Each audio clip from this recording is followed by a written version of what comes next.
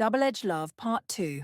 Nia knew she was making a mistake. She told herself she was done with Malik. After Devon was arrested, after the truth had started to sink in. But the pull was still there.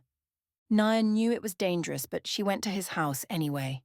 She told herself it was just to apologize, to make things right with Malik after everything that had happened. When she arrived at his penthouse, he greeted her as if nothing had happened. His smirk was confident, calculated. "I knew you'd come back," Malik said. She hesitated, but he pulled her inside with the same charm that had always disarmed her. The wine was poured, the lights were dim, and soon she found herself melting under his touch once again. Maybe this was where she belonged. But something felt off. As he stepped away to take a call, she wandered the room, her fingers grazing over familiar surfaces.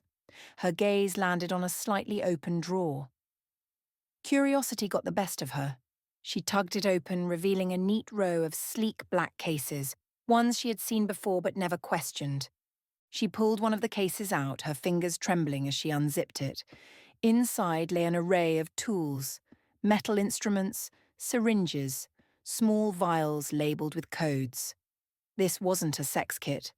Her breath hitched. What the hell was this? Then she saw it. A document partially tucked beneath the case. A passport. She pulled it out, flipping it open with shaking hands. Her eyes scanned the page, her heartbeat thundering in her ears. Name, David Ellis. Her stomach dropped. She read it again. And again.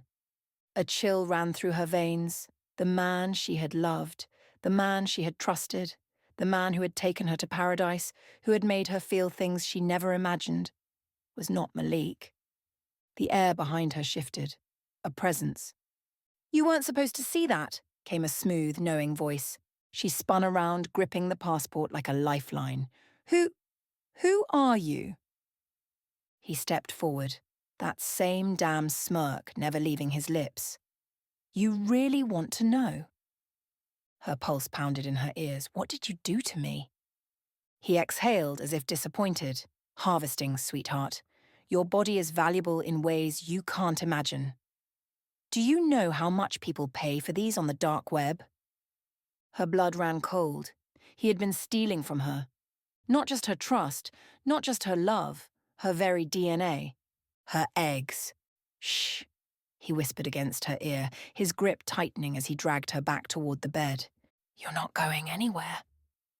Darkness seeped into her vision, her limbs growing heavy. The last thing she saw was his face, that twisted smirk hovering over her as her world faded to black.